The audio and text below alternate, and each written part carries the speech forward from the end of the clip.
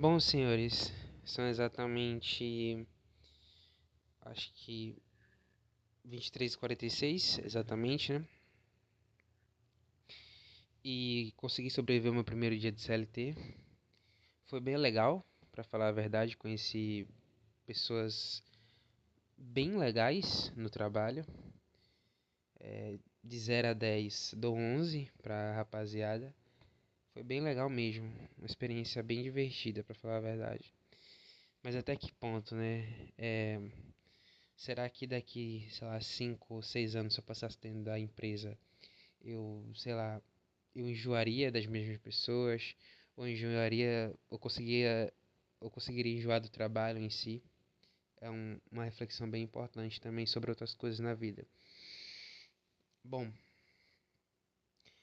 quando eu tava caminhando, né, da parada pra casa, eu tava refletindo um pouco sobre.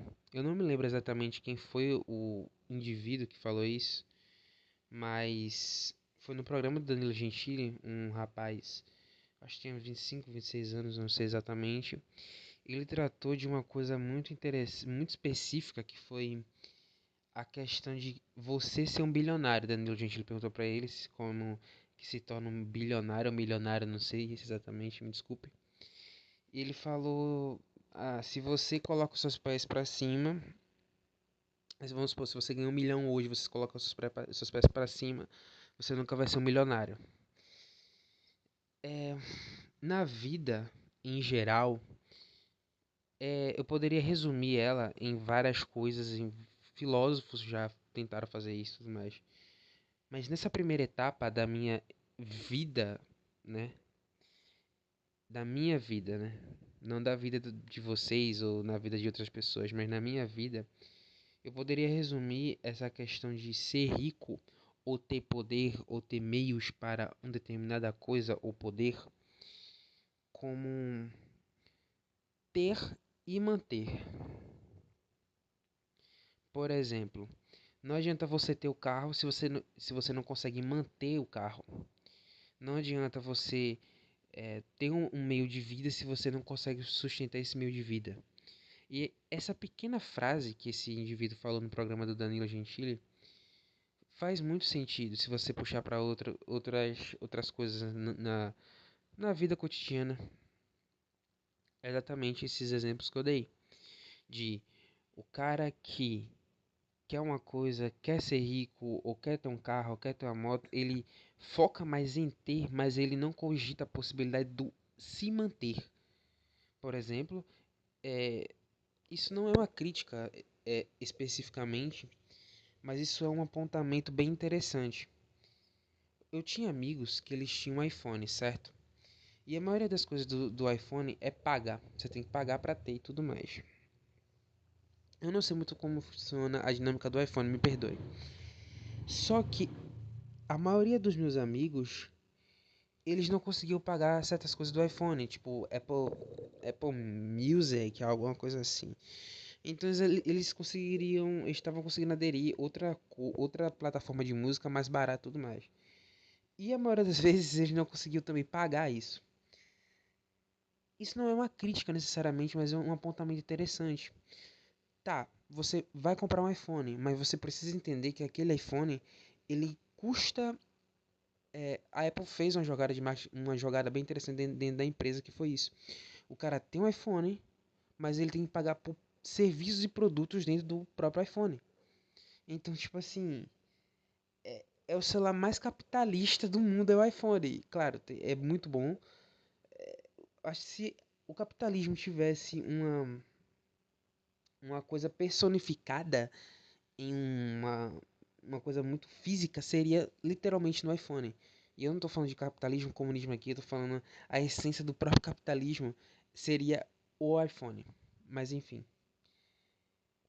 a maioria das pessoas que tem iPhone, que tem esse tipo de celular muito high level, né, muito alto, é que elas não conseguem entender que não é sobre ter o celular, é sobre você manter o celular, é você pagar boas plataformas, é, boas assinaturas e tudo mais. Então, a maioria da classe média baixa, Eles compram iPhone, mas não conseguem se manter.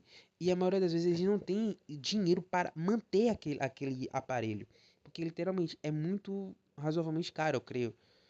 Só que, tipo assim, eu falo mais uma vez por mim, nunca me vi, acho que só quando era bem mais novo, mas agora com algumas coisas na minha vida e algumas perspectivas de futuro, eu não me vejo com um iPhone na mão. Claro, eu sempre fui dessa linha de que, beleza, se eu tivesse um iPhone, se eu tivesse condição, pra que eu teria um iPhone? A razão, o motivo. Será que era pra tirar foto, pra músicas, alguma coisa, algum trabalho? Mas se fosse pra falar, eu tenho um iPhone, eu não sei se eu teria. Eu falo mais, muito mais por mim. Também quem tem eu não critico, só um apontamento. Mas essa questão de você ter um bem e não conseguir manter ele serve muito bem se você for jogar o jogo social. Porque o rico, ele não é o cara que tem 1, 2, 3, 4, 100 milhões de reais. Na minha visão. Rico é o cara que se consegue que consegue manter e multiplicar esses 100, 200, esses 100 milhões para 200, 300, 400, 1 bilhão talvez. Isso é riqueza. Não é a quantidade do poder que você tem, mas quanto tempo você consegue se manter no jogo ali. Por exemplo, o Trump recentemente, saiu a notícia do Trump, eu vi lá no canal do Ancaps, se eu não estou enganado, que o Trump tinha 700 milhões, se eu não estou enganado, em ETF do Bitcoin, algo assim. Me perdoe se eu estiver um pouco enganado, mas ele tinha, parece que fizeram a matéria do Trump e ele tinha 700 milhões no ETF do Bitcoin. Entende a jogada do próprio presidente Trump? Trump, para mim, nesse aspecto, ele é um gênio. Ele é o exemplo de que não é sobre ter poder, é sobre se manter no poder. É sobre se manter no jogo. Então, pra galera que é meu inscrito, pra galera que tem o QI 85 aqui, eu acho que vocês já entenderam onde eu quero chegar. Não procure ter as coisas, entendam como você pode se manter e se elevar naquilo. Por exemplo, de novo, se você quer jogar um determinado metagame social, procure entrar no metagame, mas procure meios de sobreviver naquele metagame e se alavancar nisso. Espero que esse vídeo não tenha sido tão complexo para a maioria das pessoas, mas obrigado por assistir até aqui. Tamo junto, até a próxima.